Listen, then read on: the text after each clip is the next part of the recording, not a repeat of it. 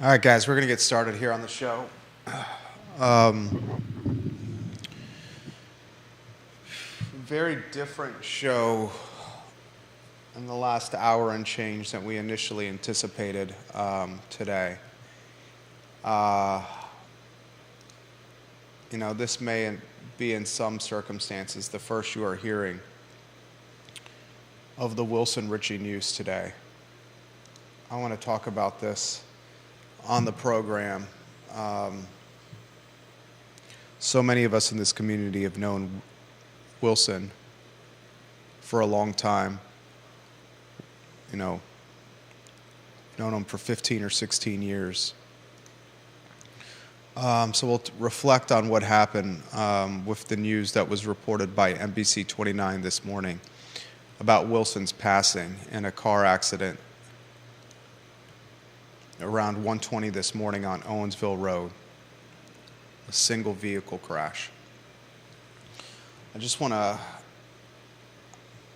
highlight the profound impact this man has had on this community on today's talk show. He's come on the show a number of times. I see Wilson often, either at his restaurants or just walking around the downtown mall where he's often at. A lot to cover as the news is becoming, the news is so raw right now. I mean, life is so fragile. It's going to be a somber Tuesday edition of the I Love CVille show, but we will do our best. Judah Wickower, the director and producer. We can rock and roll here. Judah, we can start the show when you're ready. Quiet on the set.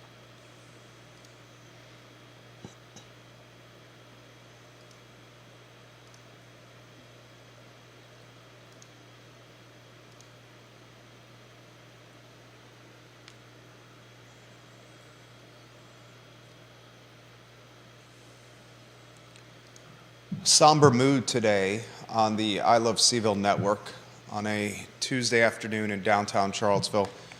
My name is Jerry Miller. We're live on social media. If you know something about the program and this talk show, you know that we wear our emotions on our sleeve, and today is no different. I was in the middle of hosting the Jerry and Jerry show this morning when I caught wind about the passing of Wilson Ritchie in the wee hours of the morning. And immediately I was floored. I want to take today's show to reflect on Wilson Ritchie. I mean, it's just all very real and raw right now. The fragility and vulnerability of life is so real. The older you get, the more you realize how fragile life is. And the older you get, you ask questions, why him or why her? Are they too young, or they have kids, or they have family, or they got so many friends, or that they're at the top of their life or the top of their game, and how could they not be with us anymore? I mean, questions that don't have answers to, and you're left angry, or you're left bewildered, and you're left challenged and asking, if there's a higher power, why would something like this be allowed to happen? And I have all those emotions, racing through me right now. This news has been reported by NBC 29. It's a press release from Albemarle County and the police department. You can find it on the NBC 29 website. You can find it on the Albemarle County Police Department website. It's a single vehicle crash the 1300th block of Owensville Road around 1:20 a.m. this morning. The driver was 47-year-old Wilson Alden Ritchie of Charlottesville, who was pronounced dead at the scene. And as NBC 29 has highlighted, this is a developing story of knowing Wilson for, 15, 16 years. He's come on this network and this talk show, many times. I couldn't give you an exact amount. Every time he's come on this network and this talk show, he's been a massive champion of the food and beverage and restaurant community, a massive champion of small business, and a massive champion of the Charlottesville and Albemarle County area and beyond. He lived life to the fullest. He always, when you saw him, whether it's a downtown or one of his restaurants or while he was working or on his off day, greeted you with a smile and often a message that was authentic to the moment at hand. I loved running into the guy around town. I loved hearing about the new projects that he was working on. In the time that he's been in Charlottesville, when he first started working in 2001 at L'Etoile Restaurant. L'Etoile is where Guajiros is on West Main Street. Guajiros, of course, is about to move to the Peloton Station location. But since 2001, this guy has been, to say a fixture in local restaurants would be an understatement. In the last 2 decades, he's evolved into the face of local restaurants. A local guy who powers people on his family tree to launch brands and restaurants and food and beverage operations of their own. I mean, you talk about some of the brands and businesses that are on the Wilson Ritchie family tree. You start with Revolutionary Soup, which he purchased in 2005. And in 2005, Wilson worked as a cook at Revolutionary Soup on the downtown mall where it's still located. He opened a second location in 2007 on the UVA corner, another Revolutionary Soup. Revolutionary Soup, wonderful place. Follow the KISS method. Keep it simple. Did a dozen or so things extremely well. Soup and sandwiches and salads in a quick serve, fast casual environment. Priced fairly. Food made with love. No surprise they were popular. 2008, his son Alston is born. And Wilson wanted to be a stay-at-home dad. So he and some of his friends launched the Wine Guild, a wine buyers club that could be run from home. The Wine Guild, Charlottesville, still in operation, just like Revolutionary Soup. He buys a farm in Esmont in 2011 called Red Row Farm, a farm where he sourced much of the produce and some of the protein for Revolutionary Soup. Then he really starts gaining momentum and making a name for himself in 2012 with the opening of the Whiskey Jar. Who doesn't love that place? When my wife and I and our family and friends go downtown, we often find ourselves there. Food priced well, beer and bourbon, made with love, common denominator for all his restaurants, food made with love. The Whiskey Jar in its early days Wilson was the executive chef, was grinding on the line in the back of the kitchen, making the food. Designed the restaurant. A labor of love is an understatement. I remember when he took over the Escafé place. You guys remember Escafé? And he turned it into what is an icon, the whiskey jar, that you feel like it's been around for decades. It's 11 years old. But doesn't it feel like it's been around forever? I guess 11 years in a sit-down restaurant world is forever. He parlays the success at the whiskey jar, opens the Alley Light, just like Revolutionary Soup, just like the Wide Guild, just like the whiskey jar, still open. Fantastic experience. You go down a dark alley in a nondescript building with no branding, in a speakeasy type of environment, and you walk into a restaurant and cocktail bar that provides some of the best food and some of the best craft cocktails in the region. And it's a region known for food and craft cocktails. He helped shape that and build the brand. 2015, Wilson Ritchie partners with Rachel Pennington to open the Pie Chest. Pie Chest was awesome. Rachel Pennington had a gift for pies, savory or sweet.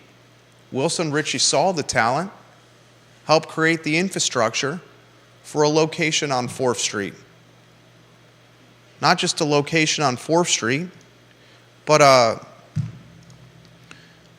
kitchen on High Street, where he buys a building, an afterthought of a building on High Street, and says, you're going to use this industrial kitchen in this location to take the Pie Chest to another level. And the Pie Chest could be open till this day. Rachel and her partner decided to, like so many of us coming out of COVID, to do something else with our lives. COVID changed everything. They said, we're having success here, but we want to do something different with our lives. I applaud them for that. Wilson sees talent with Cesar Perez. Cesar Perez was a sous chef at the Whiskey Jar, and Wilson partners with Cesar Perez in 2016, and they opened the Bebedero. The Bebedero started in the glass building over there in between the downtown mall and Ix Park, right next to where Bluegrass Grill was.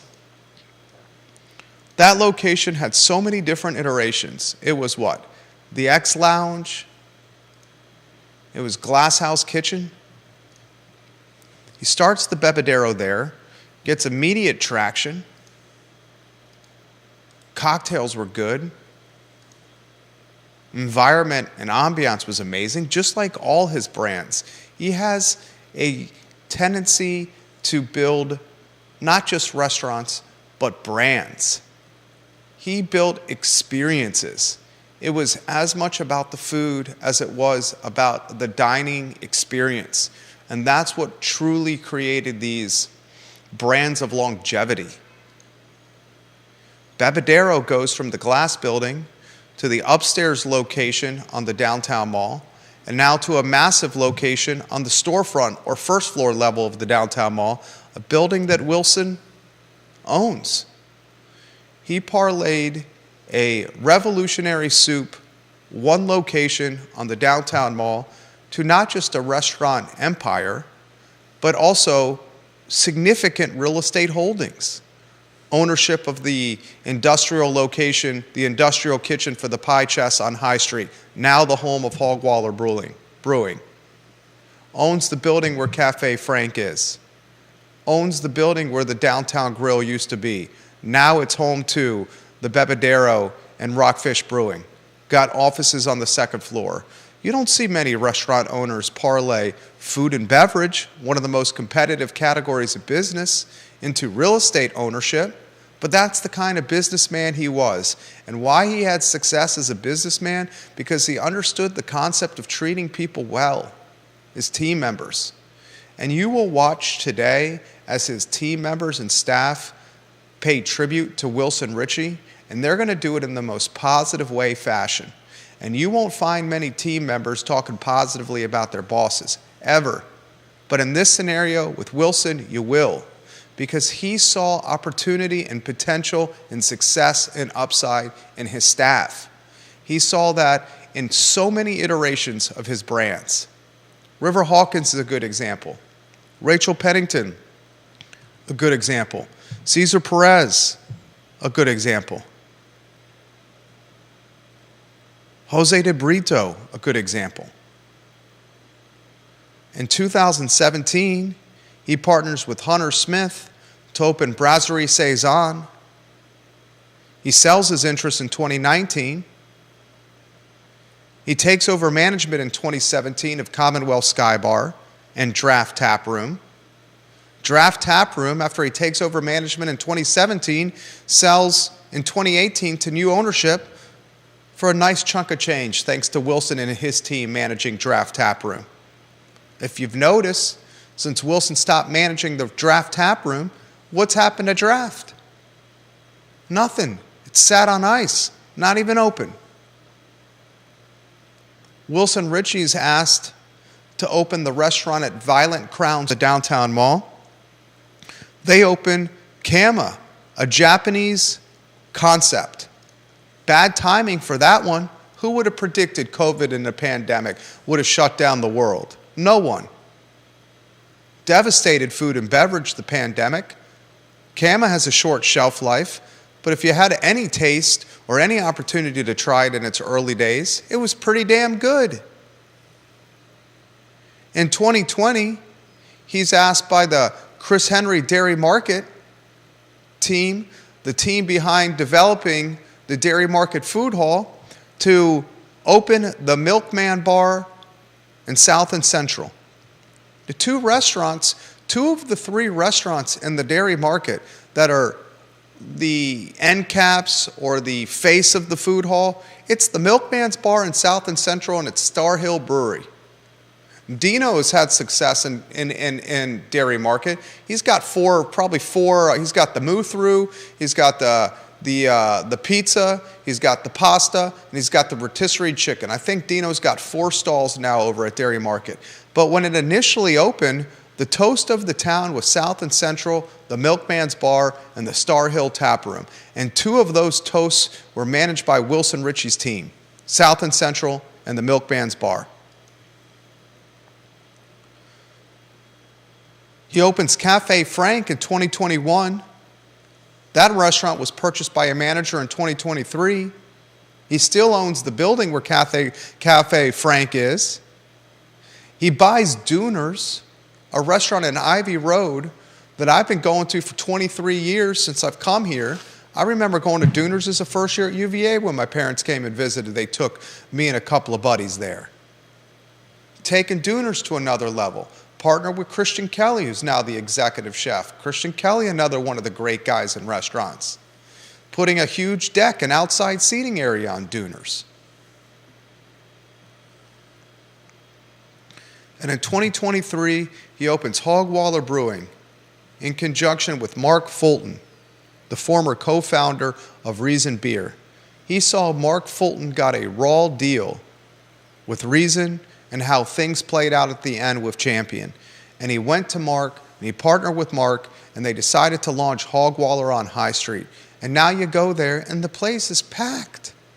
It is packed. You got folks sitting outside, folks standing inside, and those burgers are dynamite. I just want to highlight, as we tribute a man that was not just a phenomenal restaurateur, but an even better person, I want to highlight some of the impact he's had on this community. Revolutionary Soup ×2, the Wine Guild, the Whiskey Jar, the Alley Light, the Pie Chest, the Bebedero, Brasserie Cezanne, management of Commonwealth Sky Bar, management of Draft Tap Room, management of Kama, the Japanese restaurant and the movie theater on the mall, launch and management of the Milkman's Bar and Dairy Market, launch and management of South and Central and Dairy Market. They've since exited both of those management agreements. Cafe Frank, Duners, Hogwaller Brewing, real estate ownership, Downtown Grill building, second floor with the offices. Real estate ownership, Cafe Frank building. Real estate ownership, Hogwaller Brewing. Got kids, this man.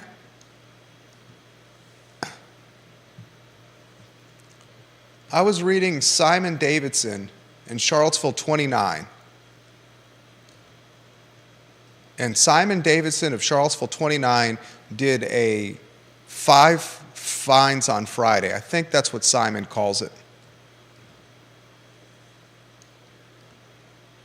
And one of the folks he featured was Lisa Ritchie, Wilson's ex-wife.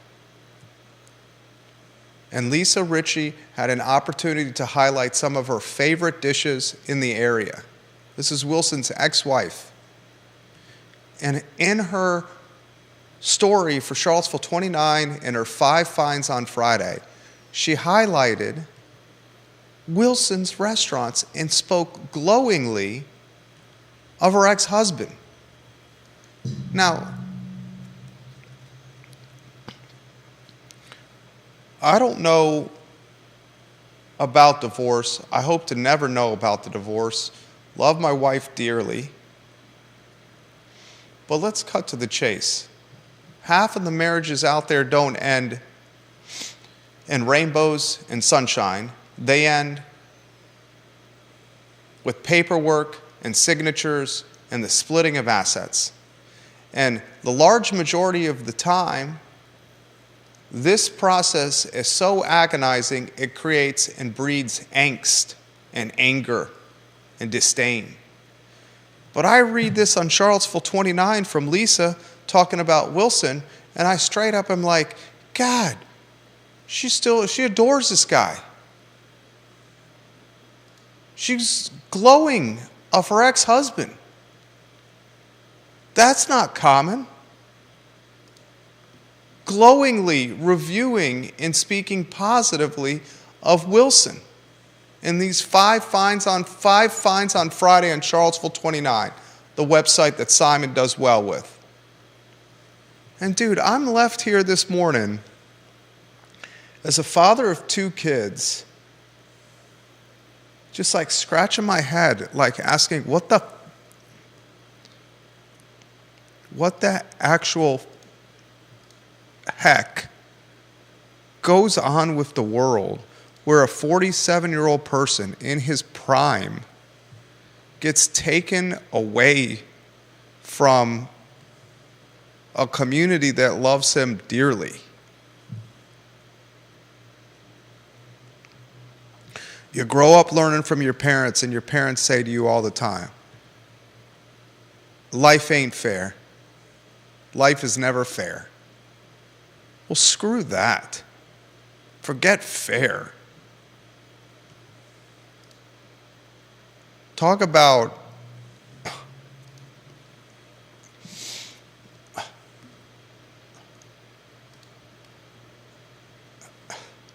gone too soon. You ask questions. I'm a God-fearing person. Why would this happen? Challenging questions like, how can you allow it to happen? What about his kids? What about his family? What about all these folks that rely on him and work? Not just for work, but for friendship?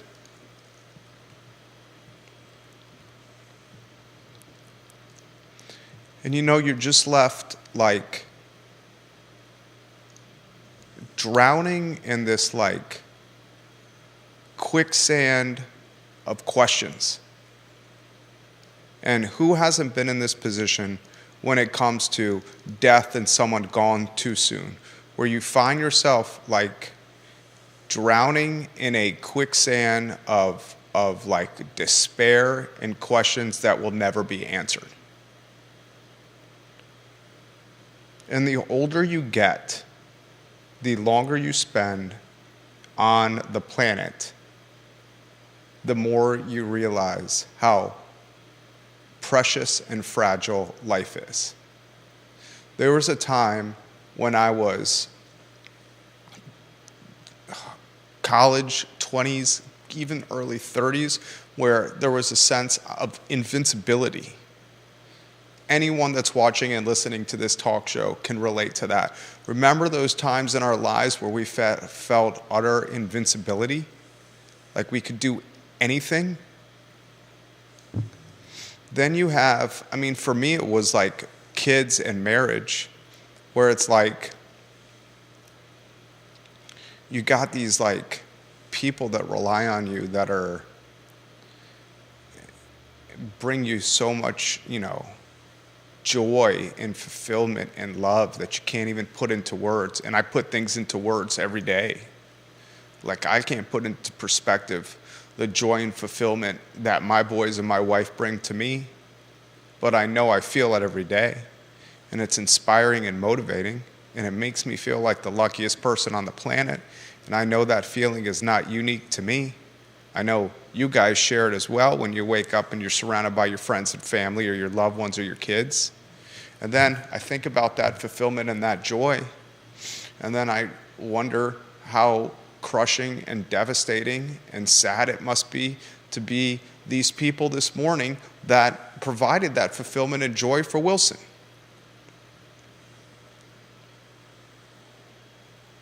Fair. Not fair that you grow up without a role model. If you're his family, a guy that's birthed so many businesses and brands that will withstand, that have withstood his life. His legacy is going to ring true through his businesses and his brands. And each time you walk into one of the places, if you know him, you're probably going to get a feel for something that you encountered with him, or a conversation you had, or an experience you had with him.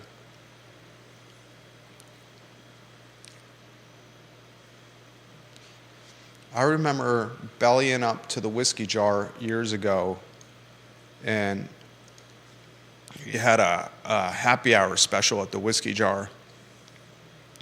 It was like a Virginia beer and a shot of bourbon for like $8 or $9 during happy hour. And we had, a Virginia beer, well, I did, and a shot of bourbon. He picked up the tab.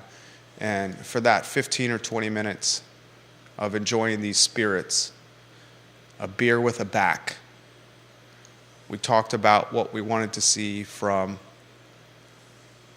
the businesses we were building. And I remember him mentioning that he wanted to empower the folks around him while being able to spend time with the folks he loved. And that resonated with me. I'm at his restaurant, belly up to the bar that he built, having a beer with a back that he was buying, listening to him talking about building a business empire to empower the people that he saw potential in, so he could spend time with the people that he loved the most.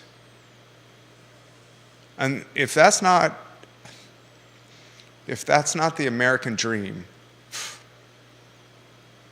what is?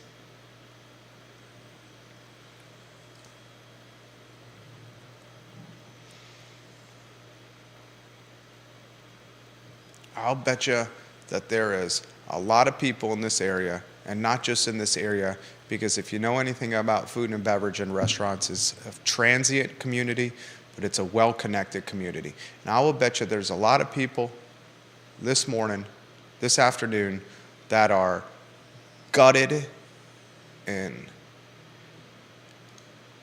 down and angry and pissed and asking why or how could you let this to happen.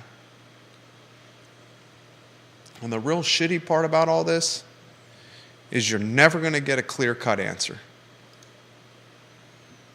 Ever. And your steps are what? Grieving?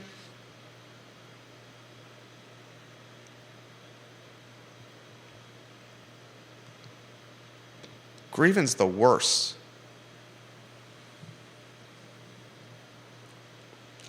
I get it's a process of healing, but grieving is the worst.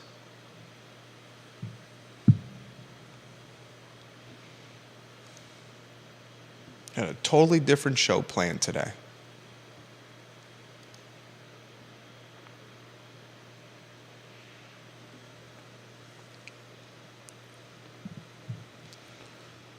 "47 years old, Wilson Ritchie, as NBC 29 has reported today,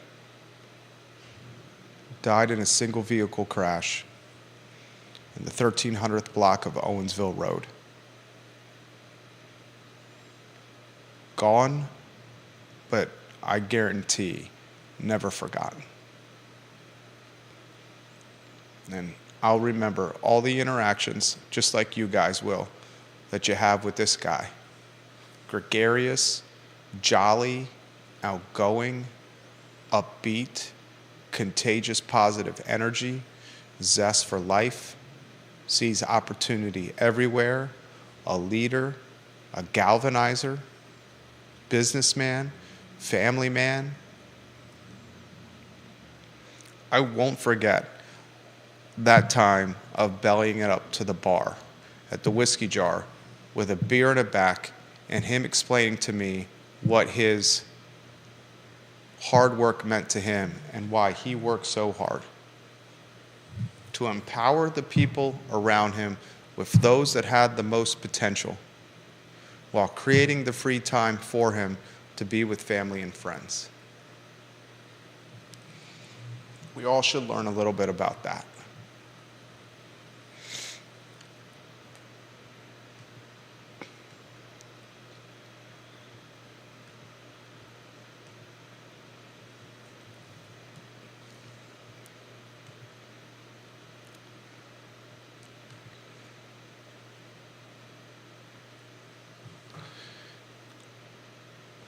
Fair. Forget fair.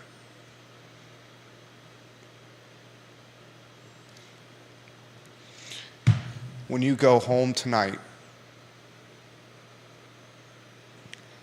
you hug your family and your friends and you tell them you love them. And do it every day. Because life ain't fair.